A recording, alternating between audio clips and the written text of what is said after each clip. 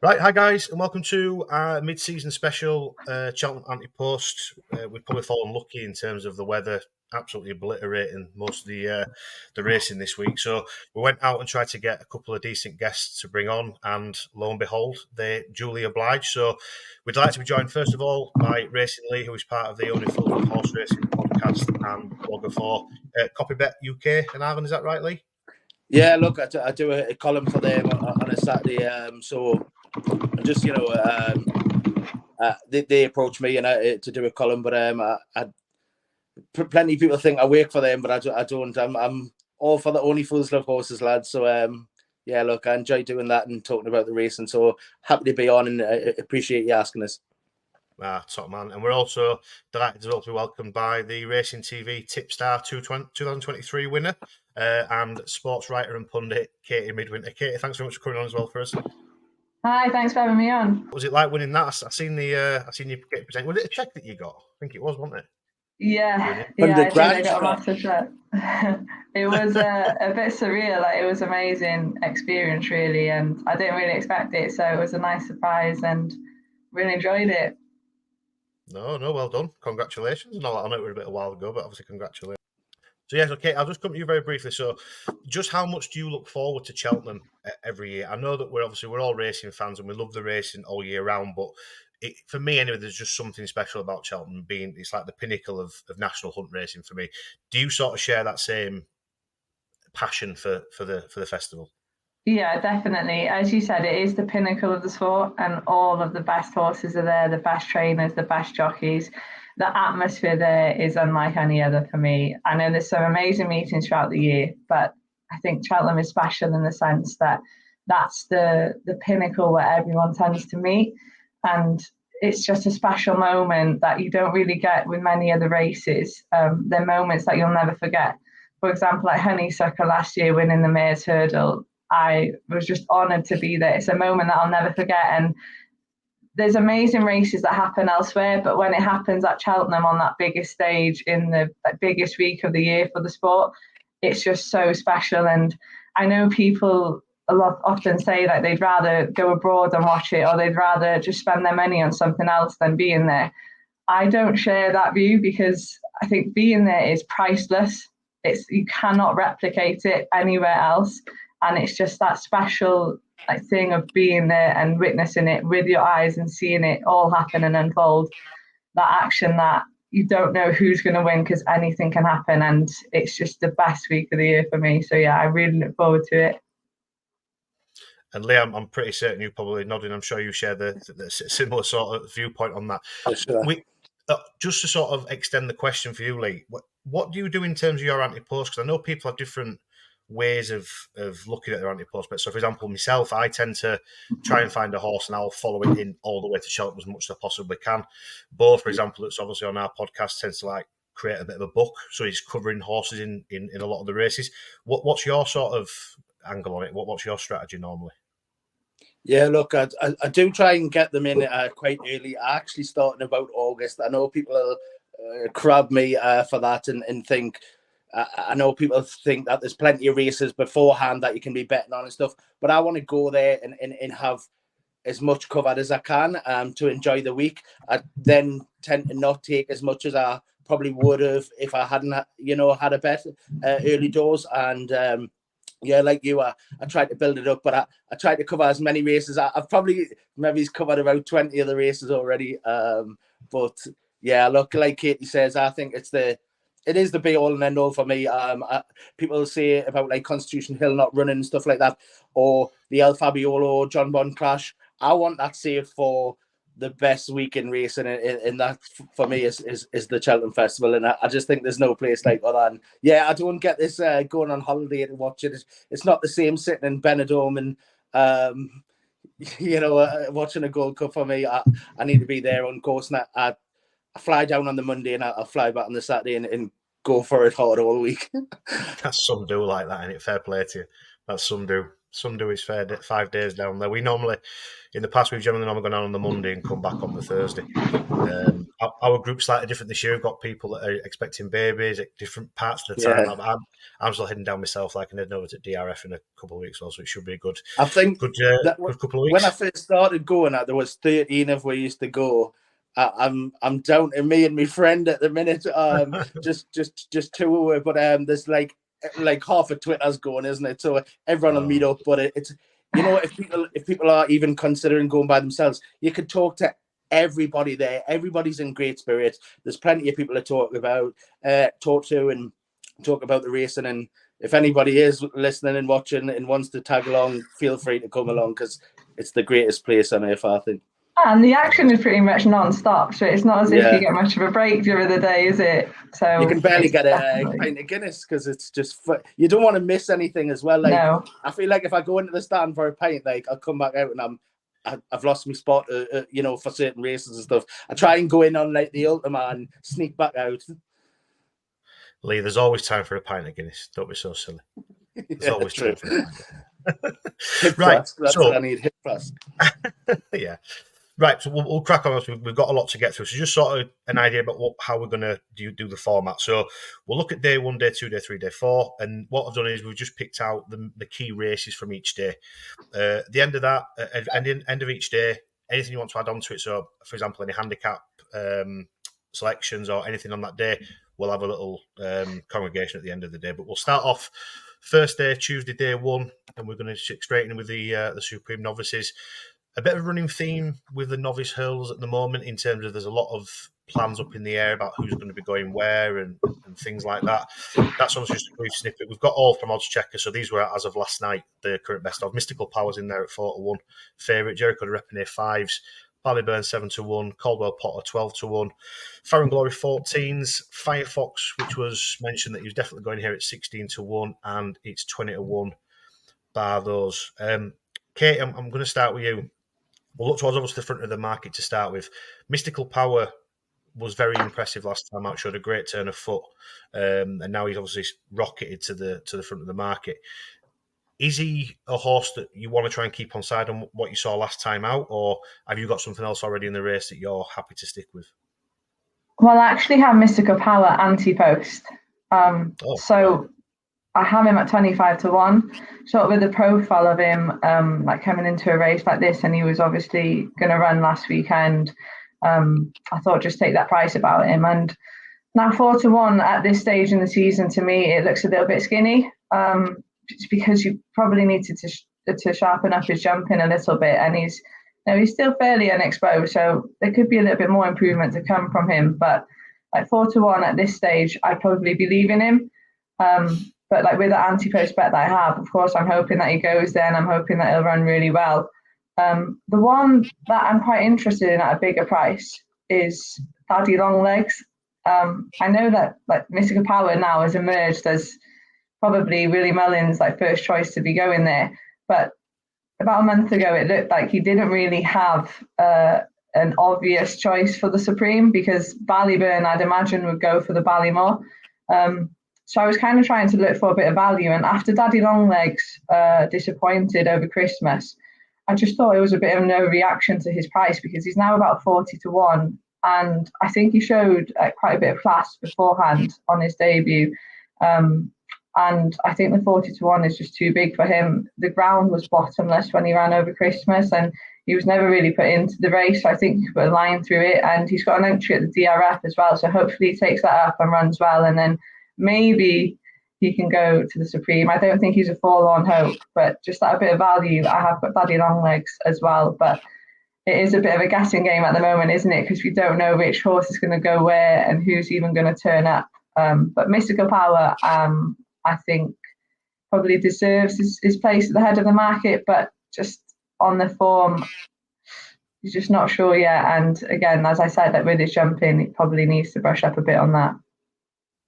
Yeah, I agree with his jumping, definitely. I think he would need to improve in order to win a Supreme. Lee, are you of a similar opinion in terms of at this moment in time trying to look for a bit of value from a bit more, shall we say, longer shot odds rather than the front end of the market? Like obviously Katie said there, there's not much give, is there, at the front of the minute, 41 5-1, and we're still only in January, aren't we? Yeah, well, just looking at that market, it's mad, really, because it's for me is out for the season. A Dream to Share isn't going to go hurdling. Is going to go to the DRF and go to a bumper. There's plenty in there. Redemption Day, excuse me, hasn't even jumped a hurdle. Do you know what I mean? So they're not horses that you'll be taking. And I did actually take a chance on Daddy Longlegs and what was the other one I took a chance on? Oh, Firefox, because I thought, look, disappointed over the longer trip in the Lola as an ace. Subsequently, has come out, Gordon Elliott, yesterday and says that the horse was lame. I just thought it would drop back. I think, well, 44s and 48s a piece on Betfair on the exchanges. And I thought I've took a chance just for a few quid each on them. But I had already backed Farron Glory. I thought he was travelling all over them in that former Tolworth there at Aintree when he come down. Look, it was plenty to water to go under the bridge. Still a long way from home. That was 2 flights from home, but I thought he was travelling all over them. To be fair, I think he's Gordon's main hope. And then you've got Jericho de Repine. Like Katie, 25s, I'm on Jericho de Repine, so I'm hoping he's the one for McManus. I did look back through the races. I did see you seeing the tweet yesterday I put out. I watch these races all the time, these Cheltenham reruns. I'm sad like that. I like to watch them back, but JP is not had many runners in the Ballymore compared to what he would have in here, and the same with Nicky. He had Champ go close. He was second to City Island in the race. But the last time JP won the Ballymore, I believe it was Isterbrack in '97. With this race, they did run a few together, JP. He had Captain CB beat Binocular. I think that was 2008 or so. And then he had Like a Butterfly, the turn of the century as well. So, look, he does target this race. Last season, he had In the Pocket. He had John Von the year before. Again, bumped into the mighty Constitution Hill. So, I think JP doesn't mind running them in this race, and Nicky definitely does. The likes of Shishkin and Altio, I just don't think they'll run them in the Ballymore as much. And look, Jericho de Repine is going to go the Shishkin route, the Sydney Banks route.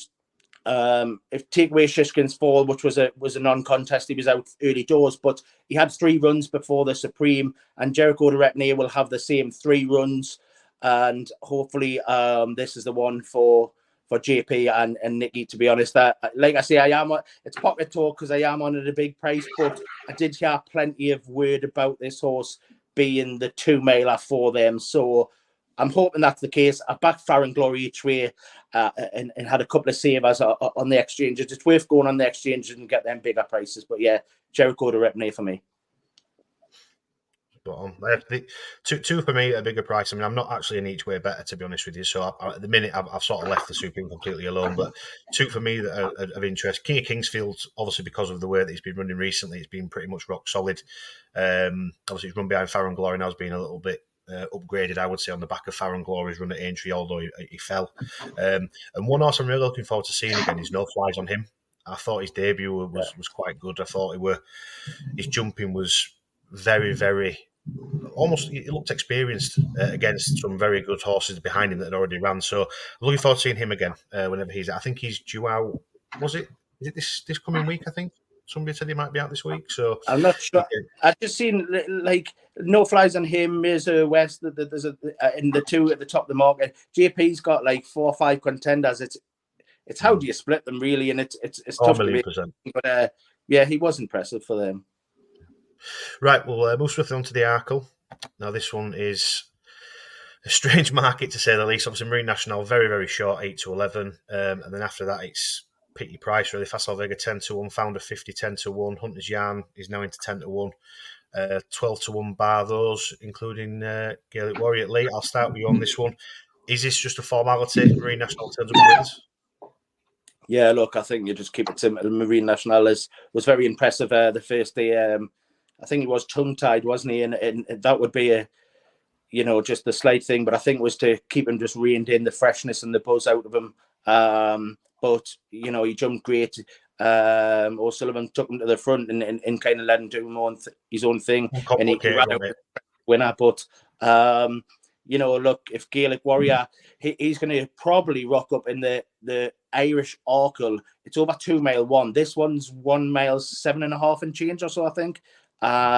It's 2 mile one there, and he probably, Willie's already got a good chance at the 2 mile 5 that at the Dublin Racing Festival, so he probably will run Gaelic Warrior in that Irish Arkle, and if he boots him out the way, he'll go favourite. But I think Marine National will have too much for him over that trip going left-handed, to be honest. And yeah, I'll keep it simple. Marine National is definitely the one for me. Katie, we mentioned that Hunter's Yarn was available at 20-1. I think about 10 days ago as an each way selection for punters that tend to do that. Are you in the sort of same ilk as Lee, and it's just dead simple? If Marine National turns up, he wins?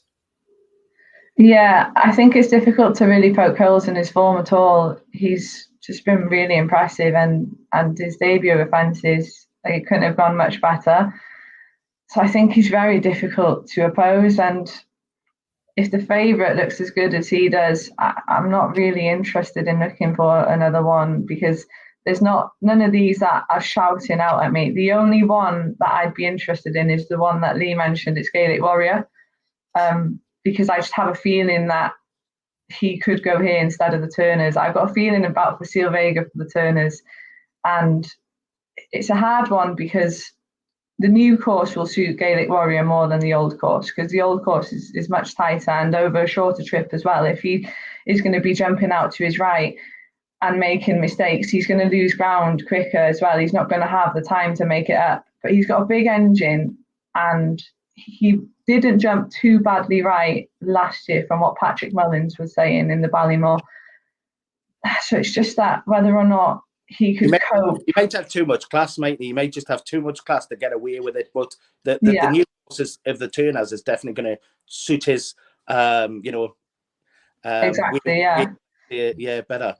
But is he going to have the class against a horse like Marine National? That's the question. Like at the prices, the one that I'd be interested in is Gaelic Warrior each way. But you're just taking that risk then if he actually runs here. So I'd probably just keep this race simple, go for Marine National. But if Gaelic Warrior does turn up, he's going to look a great price at 12-1 where he is now. Yeah, I agree with what you say. I think the only if you want to really pick on, which I suppose you've got to do in an 8-11 Ante Post favourite with Marine National, I think this division, I've said it many a times, I think it's a very poor division this year. I think the level of horses in this particular chasing division's been pretty poor. Like you said, no one stood out. No one's really come to the forefront. Gaelic Warrior is probably the only one that has been raced against better horses in his career. I think it's probably fair to say. Probably better horse than what Marine National has as well. So, like you say, if Gaelic Warrior turns up in the Irish Arkle and runs well, and Willie puts him into this race, that 12th one's probably going to be very quickly turned to about 3-1 in it, really, to be fair, if they say they're going to aim it at this race. So, no, I agree with what you're saying there. Okay. Right, this one is probably going to be the quickest one we're going to do all day. It's the Champion Hurdle. This literally is a matter of turn up and winning it. There's no, literally the front four in the market, if all those four turn up, that's going to fill your front four. Yeah. It ain't going to be a matter of what's going to happen in terms of the behind Constitution Hill, because he's just head and shoulders above, isn't he, without going on too much. Yeah. Look, he is head and shoulders. I think as well, State Man is a clear second for me as well. I would actually take Bob Ollinger to be third over in Perry Pass. I thought he showed plenty of boot there the last day at Cheltenham, and I think he could run for third. But I think these are well clear. People have saying about Imperial Pass turning the form around with State Man. I don't see it. I think State Man is a very classy horse, but Constitution Hill is a notch above them.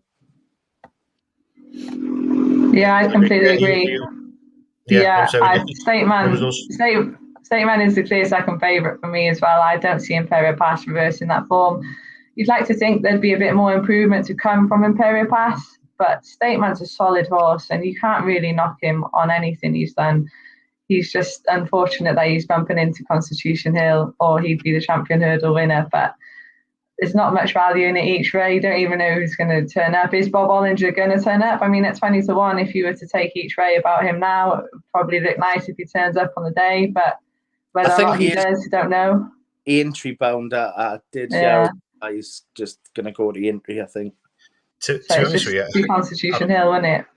yeah, I know it sounds really stupid to say, but again, it's not my type of bet. But if you wanted to shove something in an ACCA or something like that, Imperial Pass each way wouldn't be the worst thing in the world, because this is probably going to end up like a 5-runner race.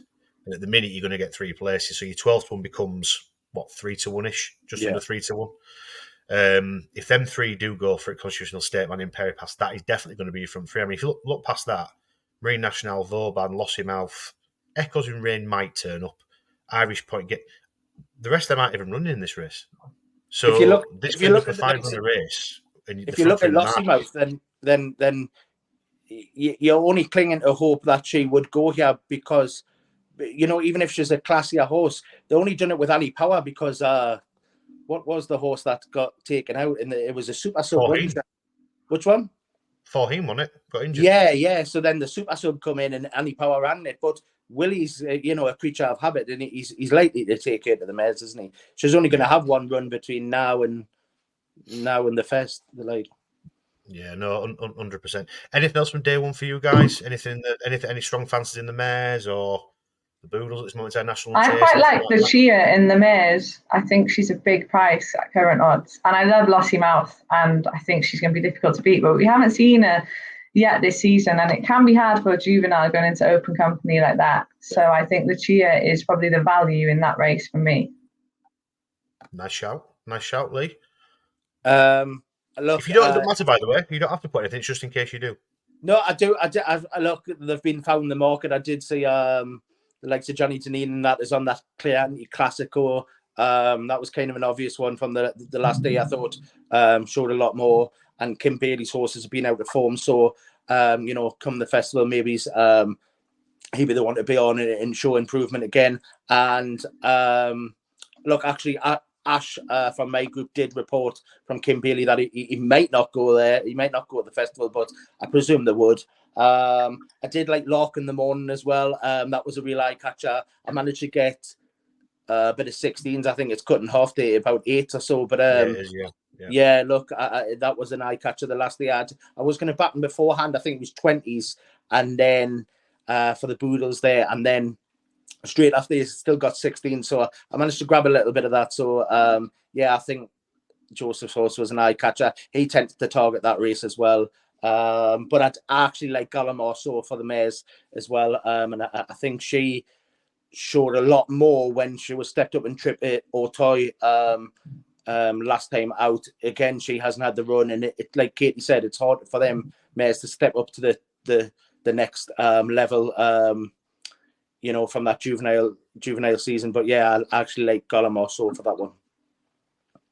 Nice. 20 day one's sort of shaping up at this moment to be a really top day. I mean, even the National Chase this year is looking to look really competitive. I think if a lot of the horses go that say they're going to. Do you fancy anything for the National Chase? I'm finding it hard to work it out, to be honest.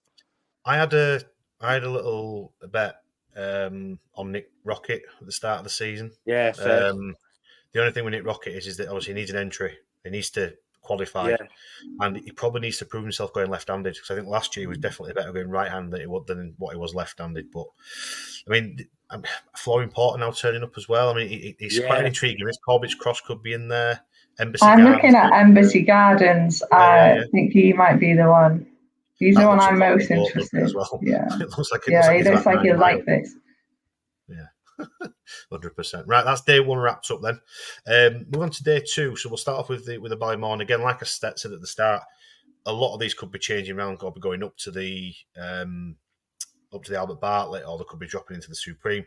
That's the current state of affairs in the betting. So Ballyburn, top of market 41, reading to me wrong 8s, which I think they mentioned it might be going to the Albert Bartlett, Il Atlantique, Mystical Power, which obviously will go for the Supreme, Gidley Park, Slade Steel, and then you've got 16-1 bar those. I'll quickly just throw mine into this one. Slade Steel was a horse that I really liked for this race, although I did mention it on another podcast this week that I think he's probably going to be ground dependent if he makes a massive impact in this race. It looks as though he likes it softer than good going. I think he's won 3 out of his 4, and the one that he got beaten was on good ground and looked like he didn't enjoy it at all. But then his wins have all come on soft and heavy ground. So Slade Steel is probably going to be my angle on this race. I might even go in on him this weekend. I'm not too sure. But Katie, I'll start with you on this one. Have you got anything in the Ante Post at the moment? I like Ballyburn. I think he's a solid one here. Again, like we were speaking with Supreme, maybe 4-1. It looks a bit skinny at this stage in the season, but I think he could be well clear of the rest of them here. Now, Firefox, the horse that beat him, is obviously going for the Supreme now. Reading Tommy wrong, probably going elsewhere. Il Atlantique, I think he needs it really soft if he's going to be seen to his best over this trip. And maybe he could even step up in trip as well. Mystical Power probably goes for the Supreme, and then you're going to bigger prices then. So I think Ballyburn's a solid one here, and maybe again, that you never know, but coming to the festival, he could be odds on, and 4-1 is going to look a really nice price, depending on what turns up. But I think Ballyburn has looked solid. I think you can forgive him that run where he was beaten. It was his first run of the season. Firefox did have that fitness edge, and I think Ballyburn needed the step up in trip. I think he's a really nice horse, so I'd be keen to stick with Ballyburn in this one. Yeah, it looked strong at the finish last time out, didn't he? When he won, and you'd imagine, like you say, if he comes out and wins at the DRF, that 4-1's going to be very much probably close at 6-4, 13-8, isn't it? Lee, are you sort of similar? Are you looking at Ballyburn for this one as a horse probably not to oppose? Yeah, definitely. Exactly like Katie said. I think Reading Tommy wrong might step up and trip. I think Il Atlantique could go either way. And I was looking at it and I thought the likes of Imperia Pass last season, he was sent off a reasonable price, even though the word was, he's definitely the one. Paul chose him, but it was because Willie had so much in the race this year. I don't think he's got much in the race, bar Ballyburn, to be honest. I did take a few credits on Gidley Park. I thought if he was trained by Willie, he'd be kind of half the price. He's due to run on Trails Day next weekend. And look, he'd be the Itria play for me. But I think Ballyburn will be a warm order, like Katie says, and I think he's got the blend of that stamina and a good turn of foot, which you'd need in Ballymore. So Ballyburn for me. If I was to pick one out at a bit of value in that screenshot that you just shown there, I'd probably give a mention to Cornwall Potter, because I really like that form at Leopardstown ahead of Predators Gold. I think softer ground would see him to better effect, though, so he might be one that's a bit ground dependent, and it is a step up in trip. But the way that he's seen out 2 miles on heavy ground, I think he probably would stay the extra half a furlong or 5 furlongs. So he probably wants a mention, but Ballyburn, he looks the one. Yeah, to be honest with you, Kate, as well, I don't think it's out of the realms possibility that he might even be pushed up in trip to this as well, looking at some of the other horses that Gordon's got with Firefox and Farron Glory as well. So he's probably a good shout. To be fair to mention him, he's definitely a good shout. Right, on to the Browns. Grants Clare West, 4-1, Factor File, 5-1, Stay Away Fair, 6s, Grey Dawn is now in there at 9-1, and it's 11-1. Bar those. Again, this is a market that's just going to get cut up like mad with horses going to the National Hunt Chase. Like I say, you've got Corbett's Cross, Embassy Gardens, Knit Rocket at bigger prices. Just focusing on the ones at the front, Lee, I'll start with you on this. Grants Clare West was really impressive last time out, and I mean, dare I say, it was almost like Allaho vibes, wasn't it? Just going out from the front and just kicking on and just jumping him into submission, really. And he never looked like he was going to get beat for me, probably from halfway around. He looked like he was the winner, done dusted.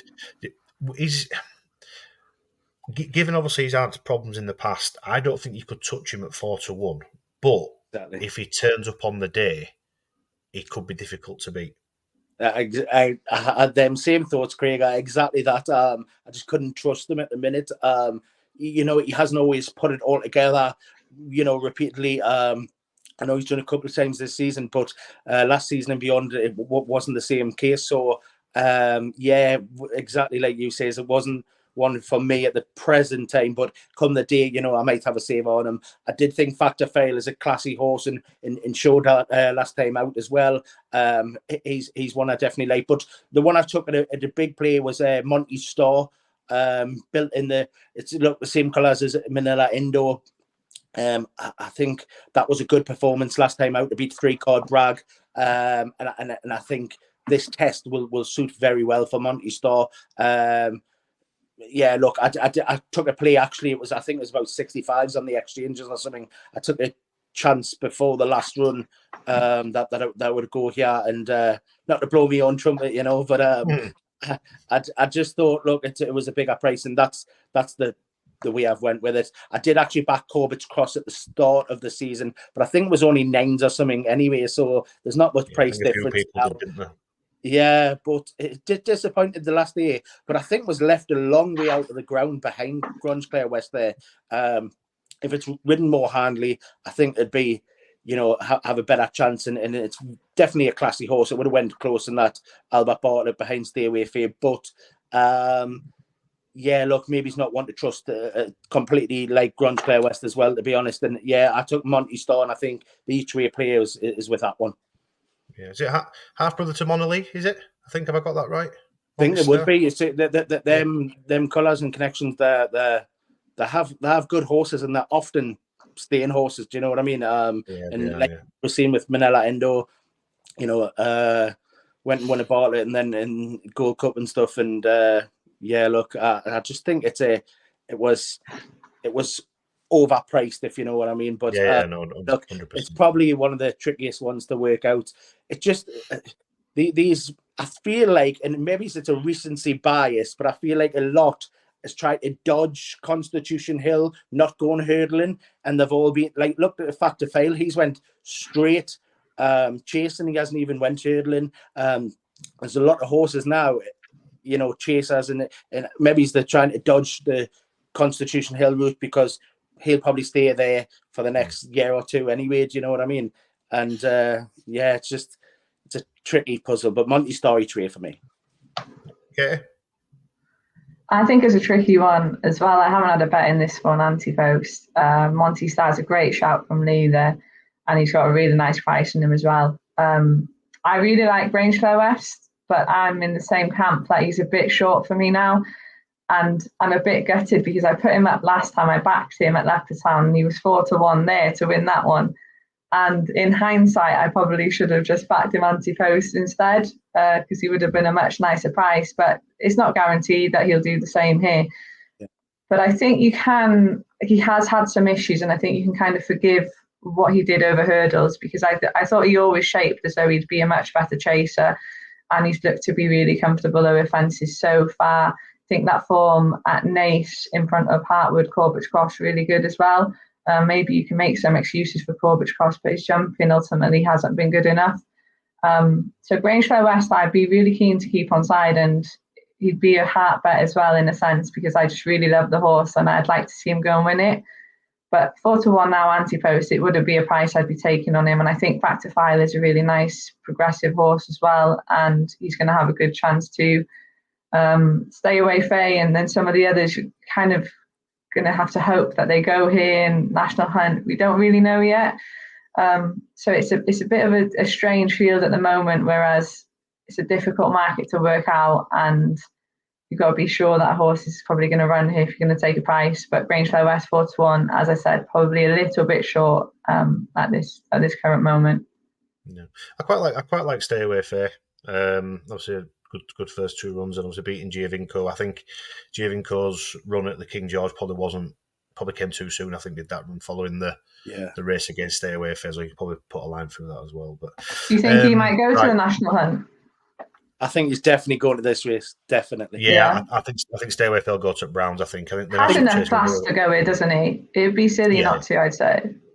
I think they'll go for Browns. I think a bit more of a faster pace going over that 3 miles. I think it'll probably suit him. Definitely coming up the hill, I think, for Stay Away Faye. Right, this is going to be ridiculously short and sweet for us, guys. I just want one answer to the question. Is it El Fabiolo or John Bon? Katie, you can start. Which one? El Fabiolo. Lee? El Fabiolo, yeah. Right. Job done. I'm not even going to worry about anything else on that, because that's literally that's a simple question for the champion chase. There's no other way around it. It's just a match, isn't it? yeah, it's simple as that. Nothing else is going to get in the race. With them two at bottom, rest will probably jumping the second or third last. Sorry, probably. Yeah. So, nope, nice and simple. Right, let's go on to the turners. So again, another little bit of a minefield. Gaelic Warrior 11-8 favourite, which I mean is just absolutely crazy at this stage. So have that as a favourite 11-8 is mental. Facile Vega at 10s, Marine National 10s, 12-1 bar. There's lots and lots of horses in here which just aren't going to run in this race, but are in the betting. Katie, start with you on this one. I'm assuming you're like me. Gaelic Warrior is just completely utter ridiculous price for this race. And bear in mind, this is from Oddscheckers. This is best price 11-8. I mean, that's just ludicrous, isn't it? He's much too short. Anything can happen between now and March. And I've also got that feeling that maybe he could go to the Arkle instead. So considering that too, in my head, yeah, I could never take the 11-8 about him here. The idea that I have with the Arkle, although like when we spoke about the Arkle, we were saying that this race is going to suit Gaelic Warrior much better than the Arkle. But I just have the feeling that Facile Vega, if Gaelic Warrior wasn't in here, Facile Vega is going to have a very good chance of getting another Cheltenham Festival win. He isn't quick enough to beat Marine National in the Arkle, and I think this race, we're ultimately going to see him step up in trip, and this race is probably going to be his aim. I think 10-1 is probably a big price about him, because I really think he will turn up here. So I'm very much in the Facile Vega camp. If he does go against Gaelic Warrior, then he might get beaten for speed, but I think Facile Vega is a good horse. I think probably people have been quite harsh on him because he's come into to races before with big reputations, and I just think he's probably worth sticking with. I wouldn't give up on him yet. So I'd be keen to be with Facile Vega in this one. Lee? Look, I think it's Gaelic Warriors to lose, and I think the reason he would lose is through his own default, if you know what I mean. The rest I don't think could match him. It's just whether he jumps too far to his right, basically. But I think this race will suit him better. Like Katie mentioned before for the Arkle, this new course will definitely suit him better. The old course won't be as good for him. He won't go the Brown Advisory. They've got horses for that, and he might step into the Arkle. I did get word, and I spoke to connections of Facile Vega, and he will go to the Irish Arkle, and then you'll know where the pack stands basically between them two. And I do like Katie think that he probably should step up in trip. I think at the start of the season, I mentioned to a few lads, I think this is his trip, but yeah, look, I think we'll just know more after the Dublin Racing Festival. But I think Gaelic Warrior would scoot home in this, to be totally honest.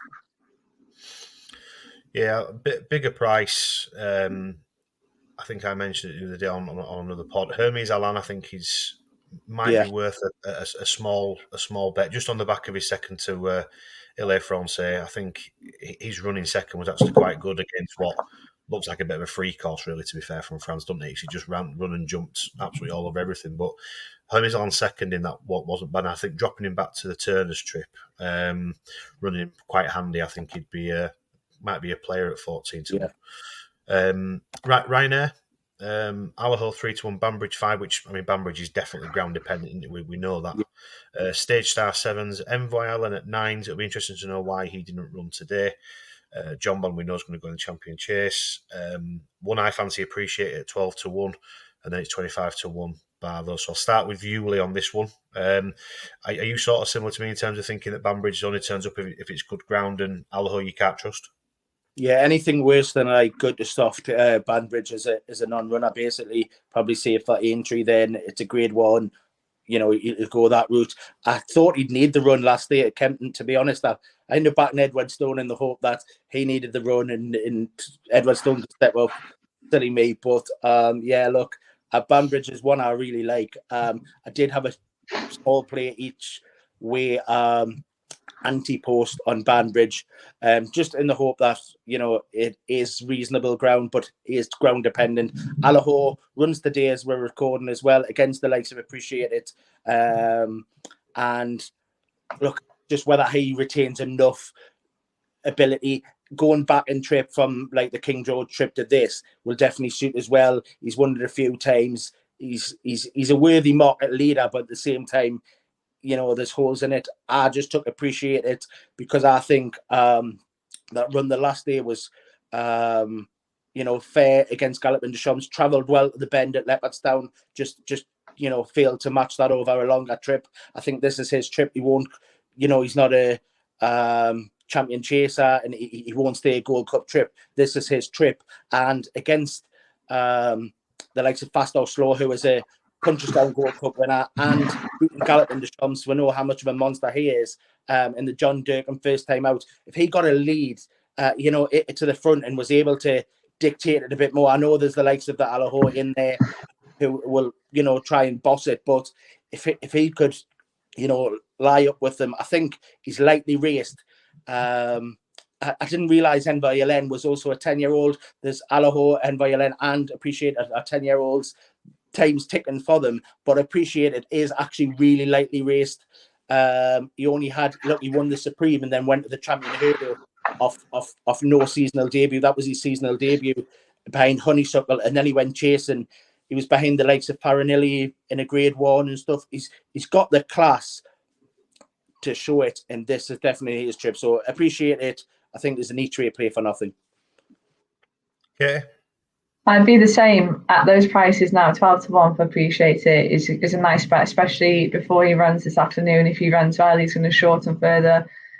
Again, like Lee said, just echoing what Lee said, this trip perfectly suits him. That run at Punchestown when he was just second to Fast or Slow, he was a little bit unfortunate there, but he ran a blinder and he split two amazing horses, didn't he? Fast or Slow and Galloping Deschamps. And now Galloping Deschamps, he wanted further, and it was his first run of the season. But I think to still finish ahead of him there, it was a really good performance.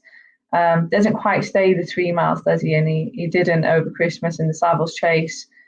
I think he could be a player here. Whether or not he'd be good enough to beat Allaho, I guess we'll see this afternoon. But I think 12-1 is a big price for a horse that has as much class as he does and as much ability as he has.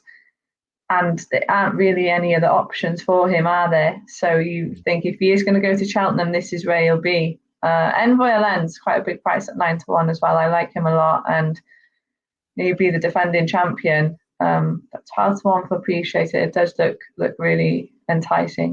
Why is NVLN not running today? I didn't quite catch it. I'm not sure. He doesn't like it too soft, does he? So I'm not sure exactly what the ground is like. You wouldn't think it'd be too testing, but that could be a reason. But I'm not sure. Jungle Bowie could be a weird one at 33-1, by the way. It's a bit of an enigma, that horse, isn't it? He just wins, but then you don't really know much about it either at the same time. So that's probably one to have a look at as well. Right. So the Stayers Hurdle. I mean, where do you start here? I mean, this is a proper minefield, isn't it, really, to be fair? I mean, this again is going to be I would imagine, a very much ground-dependent market, probably closer to the time. Tiupu, I'd fancy Jack Kennedy to ride Tiupu over Irish Point. I think that's probably definitely one thing I would say. So Tiupu's definitely going to come in price for that. If it becomes soft, he's going to come down in price again. The French horse, without sounding really disrespectful, people talk on Twitter about the French horse, but I don't think they have a clue where it's even running. I don't, and I don't think most of us do, because we don't follow French racing. So it's a bit of a guess as to how good he is. Yeah, Lee, I'll start with you, and I'll hand it over because I'm a little bit in dark with this one. I'll be honest. Yeah, how do you solve a riddle like the Stayers? Yeah, it's just mad. I actually kind of look. I agree with Thelem that the French horse. I think look, I haven't a clue about French form. Anything foreign, English and Irish racing, that'll do me, and anything beyond that I'm not a fan of. I'm not going to lie. So I haven't a clue what he's beat. I know he did beat. There's plenty he's beat from this side, but I wouldn't know the form bar that, and whether I'll rock up and be able to translate that over here. I have seen plenty of people who are more knowledgeable than me on them foreign say that he's a good thing, but. Yeah, not one for me. Maybe I've backed Irish Point. I took a bigger price. I took them to win the last day and to win this, and that's how I played it. And I actually think Jack Candy will choose him. I think he's the classier one out of him and Tiupu, to be honest. And Tiupu is, like you say, ground dependent. If it's not, softer than you need soft or worse maybe to show his best effect. On good to soft, he'd probably get away with it. But I think Irish Point is a classy individual. I've taken him. Looking at the market, could I say anything in behind? I mean, Third Burley has won the race, but he's ticking on, and there's not much in there, is there really? If Cider Burley and Paisley Park start placing again in these things, you might as well just throw it in bin, aren't you? Yes. Bless them. Right. They're about 104 between them, aren't they, age-wise? Crambo, I haven't warmed to Crambo. I think that was a weak race that he won the last day. I know there was plenty of classy horses in there, but then the likes of Paisley Park, who again, they're not improving horses, and he's just beat him. Look, I can't see away from the top three in the market, presuming in Perry Pass just goes the champion hurdle. But look, Irish Point's the one for me. Katie? I've stuck with Tiupu for a long time, and I thought he had a perfect opportunity to win this last year. He had his desired conditions. It was raining all day on the Wednesday and the Thursday. The ground was nice and soft for him, and he couldn't beat Dashel Drash and Cider Burley. Now, not taking anything away from Cider Burley, he backed it up at Aintree. He ran 2 blinders, but I just thought Tiupu really should have been winning that. And now at 4-1, I wouldn't be taking that for him. If he goes and wins, then credit to him, but I couldn't back him again, I'm afraid. Irish Point, I absolutely love him. And I remember last year I was really keen on him to go to the Ballymore, and he skipped Cheltenham, went to Aintree. Now, they could well run both of them here. Irish Point, I think the race last time was his first try at that trip.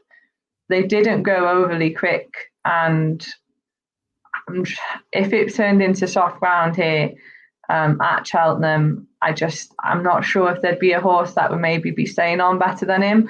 But I do love Irish Point, and I'd like to see him go here and run a big race. The one that I've actually backed is Sir Gerhard, back over hurdles. Now, I think a lot of time people say a horse that has been going over fences and then reverts back to hurdles, it's like a plan B. But I think with Sir Gerhard, he's never really looked like the most natural chaser. So I think like going back over hurdles was always in the equation for him. And, he ran really nicely last time and he was halved in price. I think I got 33-1 about him just before that race. So now it's looking like a nice Ante Post bet. I don't think the ground will be an issue with him because he's run at Cheltenham when it was really soft ground when he won the Ballymore, and he can perform on better ground as well. So I think Sir Gerhard probably is an each way angle in here. He'd be the way I'd go for it because he's got a lot of class. It just didn't work out for him over fences, but he's a top class hurdler on his day, and maybe he could upset the front three in the market. I think you can get. I was there for his Ballymore win. It was absolutely atrocious. Was the ground? It was absolutely terrible. horrific. You can get away with going back from chasing to this type of race, though, can't you? Like, it's that even look at Bucks. He fell in the chase and went back hurdling. I think this is the race that you can do that in. Yeah, especially for him as well, because he just never looked like a chaser, did he? No. Not at all. Jumps like a fridge, doesn't he? Runs through him. Hey. Runs through him. Right, got 2 more left. Albert Bartlett, which I keep saying, I need like a dictaphone here. It's like with the novice hurdles at the moment. Everyone's going all over. We don't know who's going where. That's the current market. So reading to a wrong 8-1. High Class Hero, who's running today, 10-1. Blizzard of Oz 16s. Johnny Who 16s. Well, there's loads on 16 now, so to be fair, isn't there? Katie, I'll start with you again on this one. For me, I think a lot of this will be completely different after today. I think if High Class Hero comes out and wins again today and wins well, I think that 10-1 very quickly becomes about 4-1. I think he's undefeated. He's got a good profile, obviously, in terms of being a Willie Mullins horse as well, lightly raced. For me, I think he could be a good shout in this race. Yeah, he looks really classy. It's just such an open race at the moment, isn't it? It's hard to know what to make of it, but you're right. Like if High Class Hero does go and bolt up this afternoon, then that 10-1 is going to look really nice. I've had a little play in this race, And the one that I like is Predator's Gold, but I don't think he's guaranteed to go here. I just think this would suit him perfectly. I was really impressed with him over Christmas when he finished second to Cornwall Potter. They pulled well clear of the rest of the field, and that soft ground, it really seemed to suit him. And that was over 2 miles, but he has run over 2.5. So that's why I have the feeling that maybe this step up, it could be better for him, because he put 6 lengths between himself and Mossy Fen Park at Punchestown on his seasonal debut. That was his first run over hurdles. I think 20-1 is a really big price about him, because he seems like he has a lot of class. And like, as I said, I do think that this would be the perfect race for him. Willie Mullins is going to have Ballyburn, who I think is going to be really hard to beat in the Ballymore. So I don't see why Predator's Gold couldn't just step up in trip again and give this a go. I think it'd really suit him. He's a strong stayer, and if it was a bit soft, Nathaniel Lacey as well at the DRF. So I mean, if he comes out of that and wins that as well, which obviously I think is 2 miles 6, is it, the Nathaniel Lacey? Yeah. So I just think 20-1 is really big for him. He's got a lot of class, and I think that form could turn out to be nice behind Cornwall Potter. Well, I think it's 5-2 favourite for the Nathaniel Lacey. So I mean, even if he wins the Nathaniel Lacey, again, that's going to be cut in half into the 20-1. So it's definitely a good shot. And I know it's the old cliche, but it looks like he's going to be a cracking chaser in time as well. Lee? Yeah, look, I think he's 74 in places for that Nathaniel Lacey. All right, there you go. You'll definitely know more there. Yeah, look, I actually took a chance on Lex Watson at the start of the season at a bigger price. I thought he, he looked a bit slow as a boat, as they say. And I thought he ran a solid race the last day in the Lowlands and Ace. The front two are away, but he was staying on again at the end. He was ahead of Firefox, but like I say, he did come back lame. But yeah, look, I just thought it showed that he's got that class, but he does need this trip. And yeah, look, I thought Lecky Watson was an each-way player. I did back High Class Hero a few days back because I thought, look, he's going to run over, I think it's 2 miles 7 and change the day. But he showed a good boot the last day. But again, probably one that needs that step up and trip. He bunny hopped the last, didn't he? And he still managed to kick them into touch. So yeah, High Class Hero. We'll see what he does today. He's long odds on, so should be winning anyway. But hopefully he'll show, a good finishing effort over that longer trip. So High Class Hero, but Lecky Watson each way, I think, is a classy horse and needs a trip. Yeah, I think I'm UK. I think Predator's Gold is a good price at 20-1. Johnny, who's interesting for me as well, obviously with how well he stayed in the Chalwell, wasn't it, that he ran in behind Captain Teague. So it'd be interesting to see if he does go there and how he runs as well. Right, so the last one to discuss. What price is Johnny 16-1 is Johnny Who. That's fair, I think. Yeah, I think fair's the right word. I don't think he's too sharp. I don't think he's too big either. Yeah. 16 is about right, to be fair for him. Right, so we're on to the last one then. So it's the one that everyone obviously enjoys watching. It's the big race of the week. It's the Cheltenham Gold Cup, which is shaping up quite nicely at the minute, with the exception of a 6-5 favourite on the 21st of January, which for a Gold Cup just seems absolutely crazy. But on the back of what it did last time, Lee, I'll start with you on this one. I think there was an interview with Gordon Elliott, and he said that there was absolutely no excuses to Jerry Cologne at Leopardstown last time. I don't think it was Jerry Cologne's true running, but he was absolutely blown away by Galop and Deschamps. And just said if he turns up in that vein of form, no one's beating him. I can't really argue with him, I don't think, on that. Do you think 6-5 is right, or do you think is it a bit too skinny? I think it's right. Would I play it? No, I'm going to wait till the day, to be honest. I've already backed Jerry Club, so money's probably done on him, to be fair. I did think, everything was right for him last time out. And, yeah, he failed to show that true running.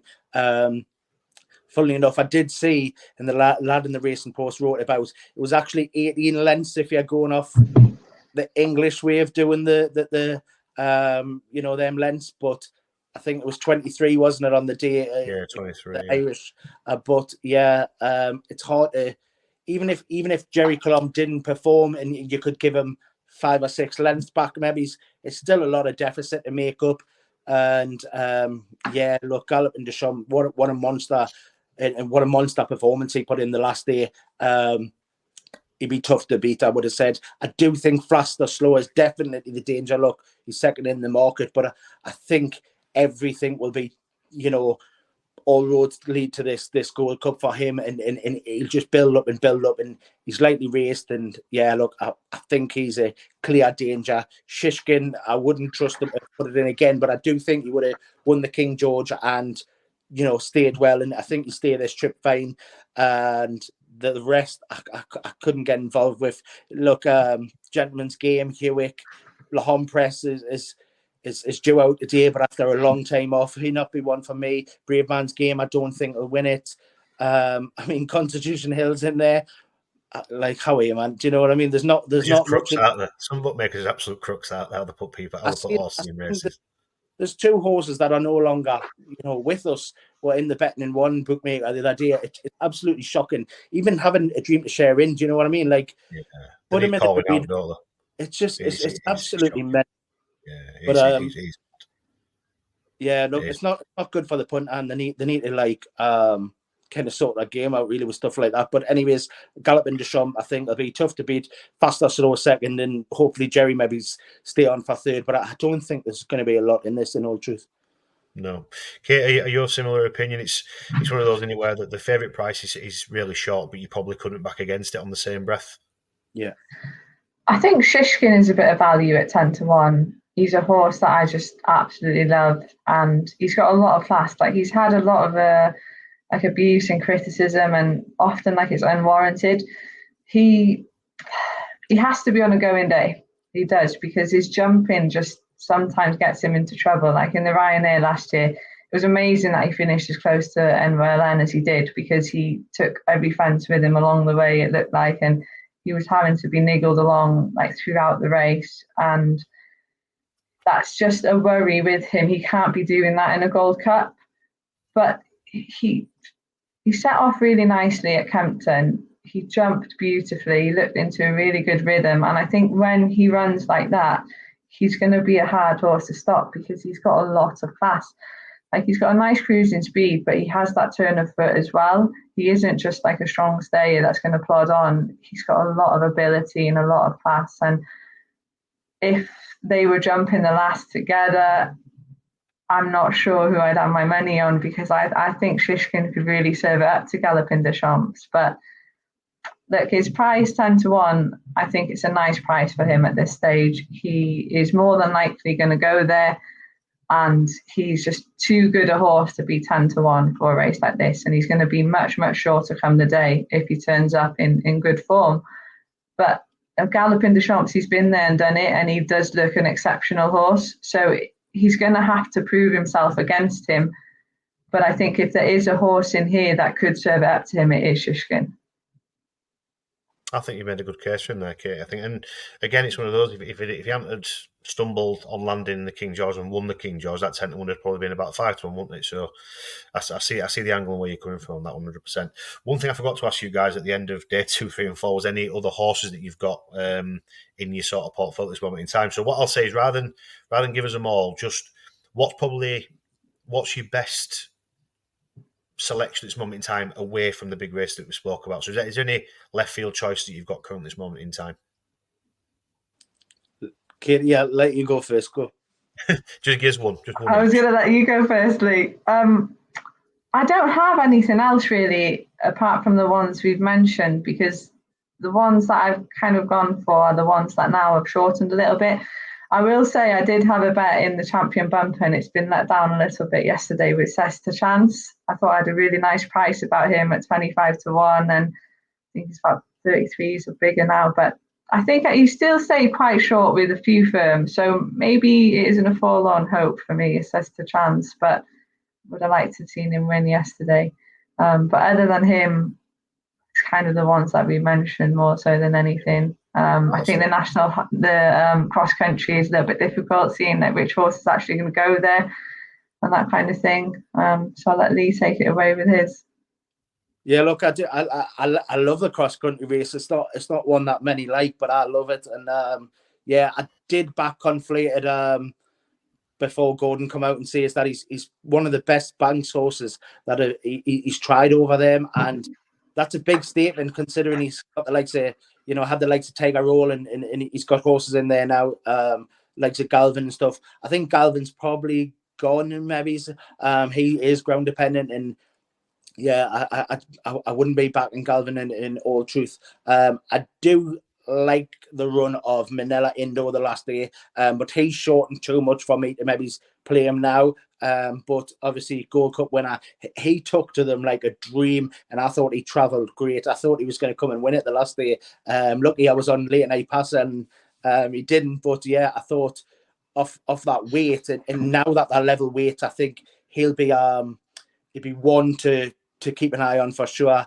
But I've back Conflated and maybe if the price is right, I will take the chance on Manila Indo as well, because I think them two are a way classier than a lot of these that are contesting this, and especially since it's a level thing, it's not the handicap anymore. These classier horses are going to come to the front and actually look at the race. Like, people crab it, but this year you can't really crab it because the good horses. Good horses in there, isn't there? Some good horses in there. Yeah, definitely. Look, I managed to back it as well. Brighter Days Ahead for the mares, early doors. I've had a save on that day, so just in case she's way too classy and she put up a good performance against the boys the last day. She actually doesn't get the penalty, whereas Brighter Days Ahead has already got that penalty. Yeah, in the grade 1. Yeah, so that's the issue there. But look, if she's good enough to win it, that penalty won't make a difference. I just think that stiff new course will definitely suit her out the ground. She's classy bred, and yeah, she'd be the one I think for me against Enos in the mares. But look, there's still water to go under the bridge, and it's a tricky puzzles to solve. But yeah, there's plenty of short price favourites that you could get stuck into, but lured into as well, like that. Dino Blue, I don't think she'll stay, but she's miles better than them as well at the same time. So, do I take the chance of that? She's just miles better than them, but I don't believe she'll quite stay. Like, I don't know. I think this is the thing with Ante Post betting, isn't it? There's so much going to happen between now and then. There's going to be injuries. There's going to be reversal of forms here and there. The DRS got to come. You've got trials day. There's so much going to happen within the next the next 30 odd days, which is going to change the concept of all. Yeah, exactly. And a lot of these handicaps at the moment, like, they're minefield, aren't they? Like, unless you've got one that you really, really fancy and you think is almost certain to go for that race, it's kind of hard to work it out. And it's just depending if like one is sticking out to you. Like, for example, in the Coral Cup, like the Chia who I mentioned for the mares is also about 16 to 1 for the Coral Cup, around the same price. If she was to reroute to there, then I'd be really keen on her for that. But it's just all up in the air at the moment, isn't it? And you're just not sure what the plans are going to be with some horses, and things can change. Massively, and you've just got to watch it as well, haven't you? I mean, Twitter's really good for it nowadays, but just make sure that you're looking on these Irish trainers that'll stick a horse into entries just so they can see what the mark is and things like that. Do you know what I mean? That goes on as well. So you just got to try and keep your wits about yourself, haven't you, with your Ante-Post betting. But to be fair, Lee, you've said about another 5 minutes. I was going to put Bright Days Ahead as mine, because I've backed that as well myself from quite a high price for the mares. And obviously, I think it is between her and Desert Enos for me. There's no two ways around it. It'll just be, like you say, depending if that penalty does hinder her too much. But listen, well, time will tell. Time will tell. Yeah. But listen, guys, we've rattled through that. But really good content for people to listen to. And listen, it's a Sunday, so I really appreciate you giving your time up to come on with us. We'll get this on later on today for everybody to have a watch. By all means, drop Racing League and Katie a follow as well. I'll stick your Twitter handles on and things like that when we post it later on. But listen, huge thank you for coming on. And yeah, I'm sure I'll catch you both at some point soon. Thanks for having us on. Thank you. No worries. Thanks, guys. Cheers.